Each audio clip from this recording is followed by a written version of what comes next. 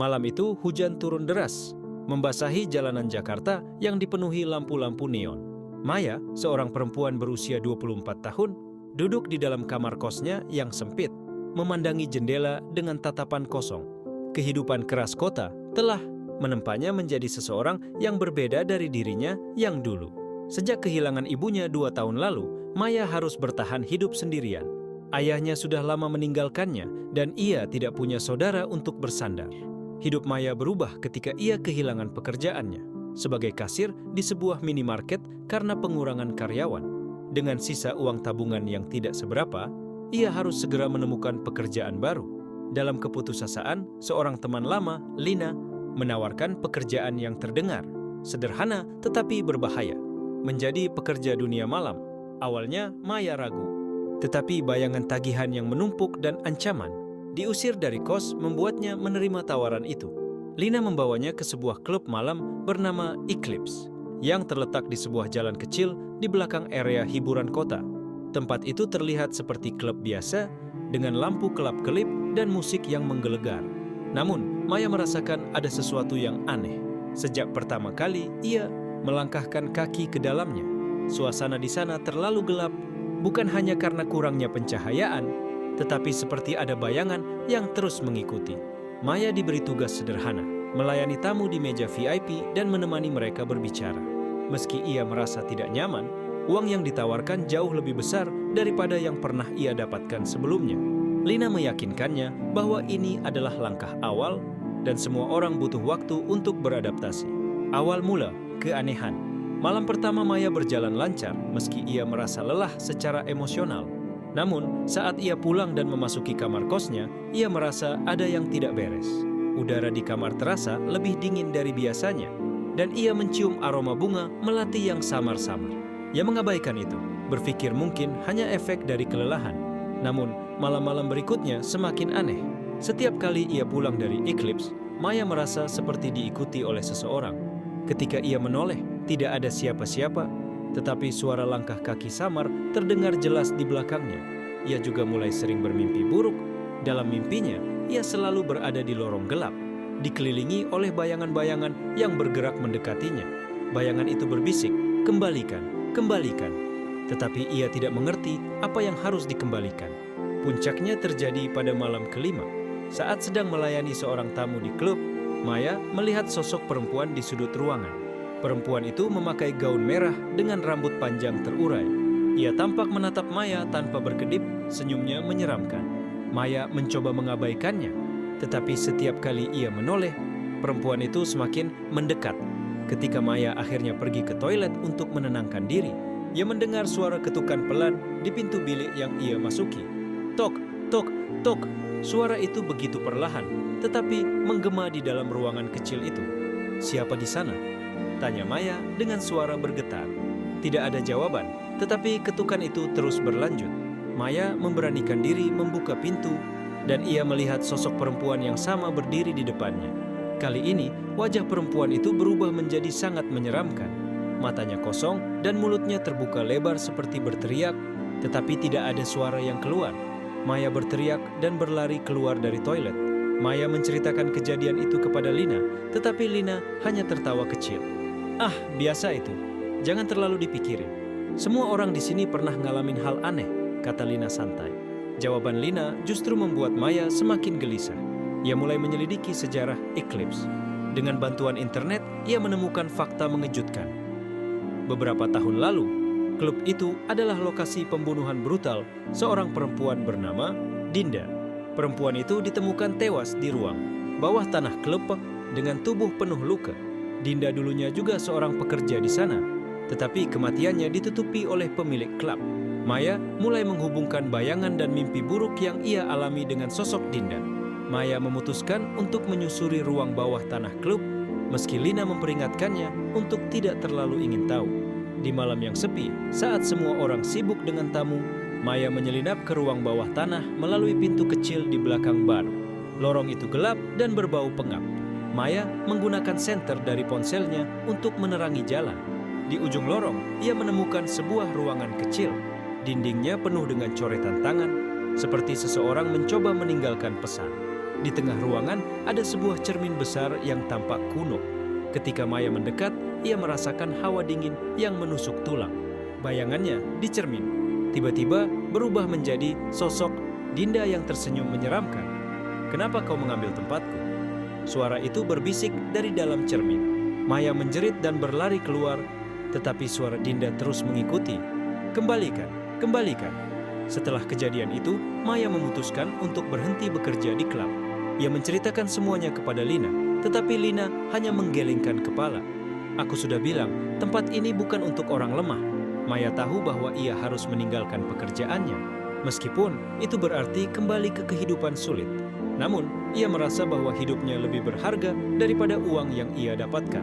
Beberapa hari setelah berhenti, Maya mendengar kabar bahwa seorang pekerja baru di klub mengalami hal yang sama.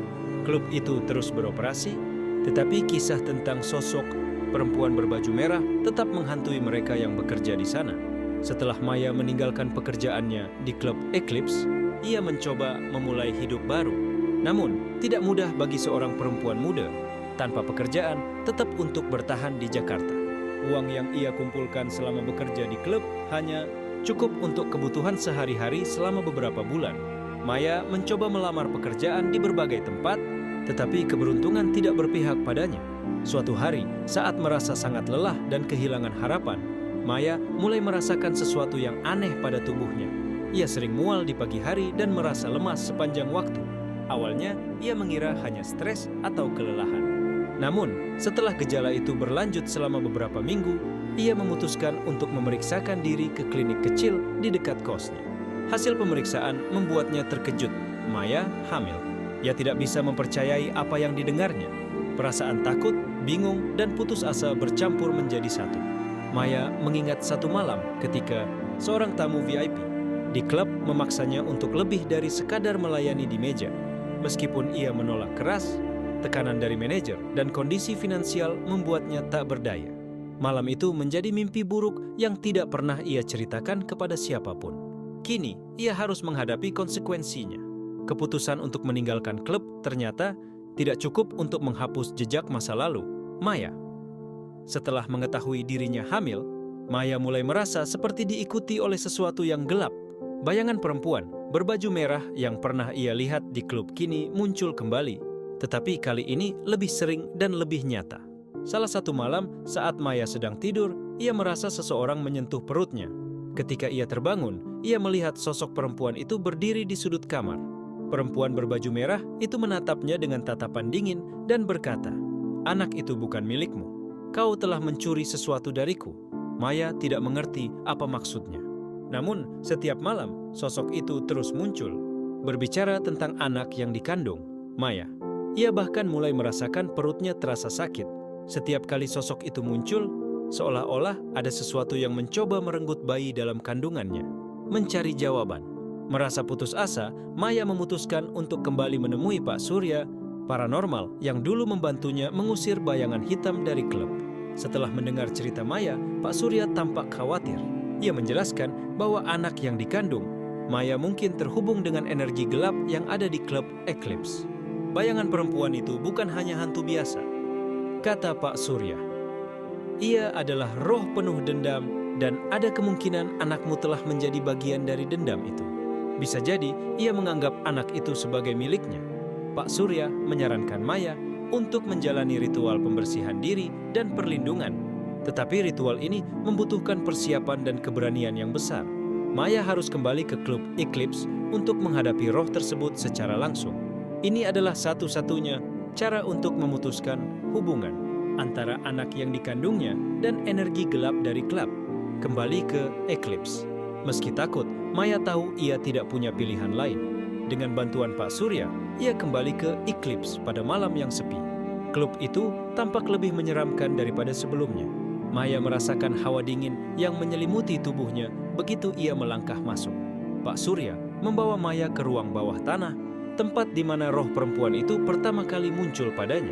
Ia menyiapkan lingkaran perlindungan dengan bunga, garam, dan dupa. Di tengah ruangan, ia menyalakan lilin dan meminta Maya untuk duduk di dalam lingkaran. "Jangan takut apapun yang terjadi. Kau harus tetap berada di dalam lingkaran ini," kata Pak Surya dengan tegas. Pak Surya mulai melantunkan mantra dan suasana di ruangan itu semakin mencekam. Tiba-tiba, suara tawa perempuan terdengar dari sudut ruangan.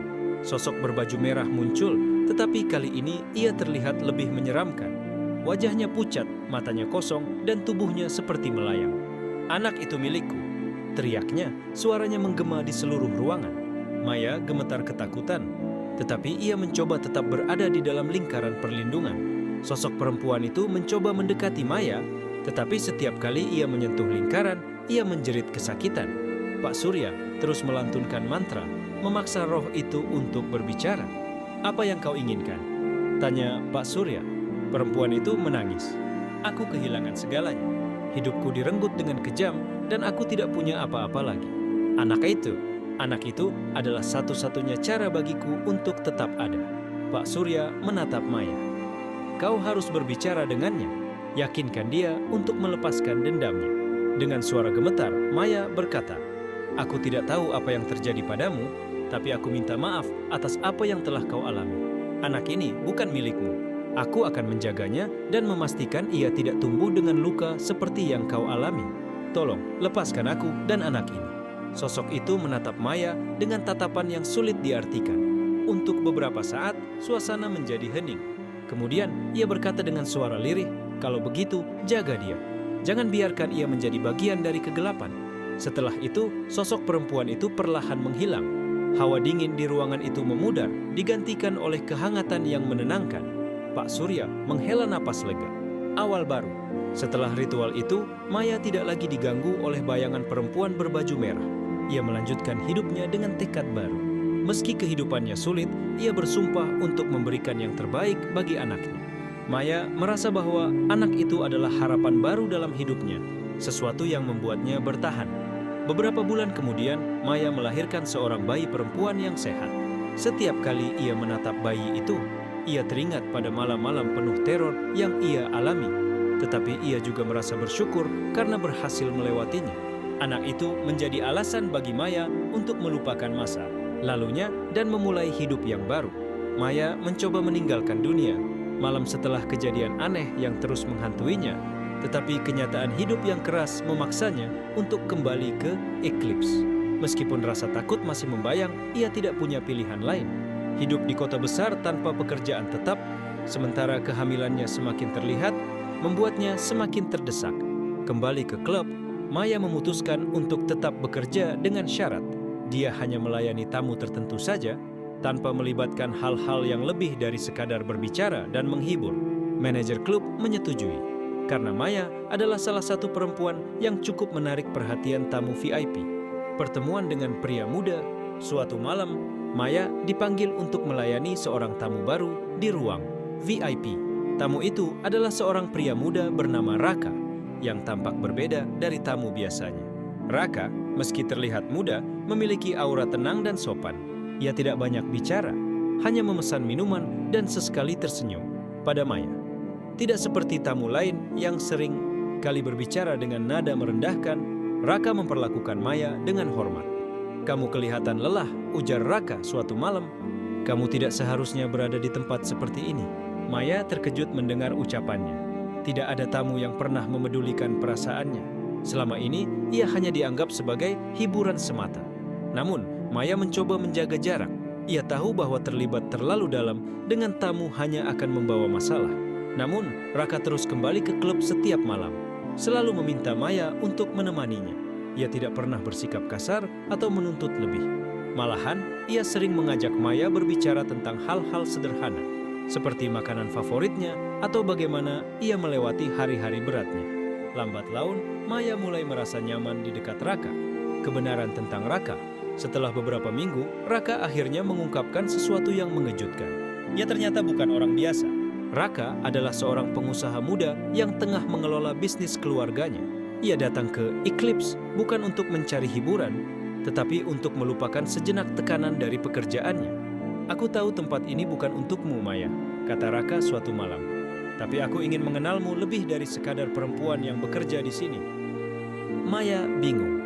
Ia merasa bahwa Raka adalah orang baik, tetapi kehidupannya yang penuh dengan bayangan masa lalu membuatnya ragu.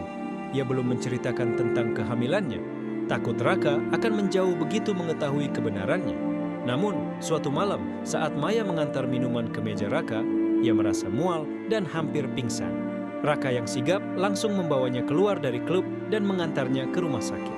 Di sanalah Raka mengetahui bahwa Maya sedang hamil. "Kamu tidak perlu menjelaskan apa-apa," kata Raka dengan suara lembut, meskipun jelas terlihat ia terkejut. "Aku tidak peduli dengan masa lalu atau bagaimana ini terjadi. Yang aku tahu, aku ingin membantumu." Maya menangis. Ia tidak menyangka ada seseorang yang begitu baik hati dan tulus ingin membantunya, meskipun ia membawa beban masa lalu yang berat. Keputusan besar, Raka mulai sering mengunjungi Maya di luar klub. Ia bahkan menawarkan Maya untuk berhenti bekerja, tetapi Maya menolak. "Aku tidak ingin bergantung pada siapapun. Aku ingin menyelesaikan tanggung jawabku di sini dulu," kata Maya. Namun, semakin lama mereka menghabiskan waktu bersama, hubungan mereka menjadi lebih dalam. Raka tidak pernah mendesak Maya untuk menceritakan hal-hal yang tidak nyaman baginya. Ia hanya berada di sana, mendukung Maya dengan caranya sendiri. Maya akhirnya memutuskan untuk berhenti bekerja di Eclipse setelah kehamilannya memasuki trimester kedua. Raka membantu Maya mencari tempat tinggal yang lebih baik dan memastikan ia mendapatkan perawatan yang layak selama kehamilan. Perlahan, Maya mulai merasakan bahwa hidupnya yang selama ini penuh kesulitan mulai berubah menjadi lebih baik, melangkah ke hidup baru. Beberapa bulan kemudian, Maya melahirkan seorang bayi laki-laki yang sehat. Raka selalu ada di sisinya, bahkan selama proses persalinan. Setelah bayi itu lahir, Raka mengambil langkah besar. Ia melamar Maya. "Maya, aku tahu hidupmu tidak mudah, tapi aku ingin menjadi bagian dari hidupmu dan anak ini. Aku ingin kita membangun keluarga bersama," kata Raka dengan penuh keyakinan. Maya menangis mendengar lamaran itu. Baginya, Raka adalah cahaya dalam hidupnya yang selama ini gelap. Ia menerima lamaran Raka dan mereka menikah dalam sebuah acara sederhana, hanya dihadiri oleh orang-orang terdekat. Kehidupan baru yang bahagia. Setelah menikah, Raka membawa Maya dan anaknya untuk tinggal di sebuah rumah yang nyaman di pinggiran kota. Ia memastikan Maya tidak pernah kekurangan apapun. Meski Maya memiliki masa lalu yang kelam, Raka tidak pernah mengungkitnya. Baginya, yang terpenting adalah masa depan mereka sebagai keluarga. Maya pun mulai belajar mencintai dirinya sendiri dan menerima masa lalunya sebagai bagian dari perjalanan hidupnya. Ia bahkan mulai aktif dalam kegiatan sosial, membantu perempuan lain yang pernah mengalami situasi sulit seperti dirinya. Anak mereka tumbuh menjadi anak yang ceria, dan Maya akhirnya merasakan kebahagiaan yang tidak pernah ia bayangkan sebelumnya. Pesan moral: tidak peduli seberapa gelap masa lalu seseorang, selalu ada harapan untuk masa depan yang lebih baik. Ketulusan dan cinta sejati mampu menyembuhkan luka yang paling dalam. Jangan pernah ragu untuk membuka hati kepada orang yang benar-benar peduli, karena kebahagiaan sering datang dari tempat yang tidak terduga.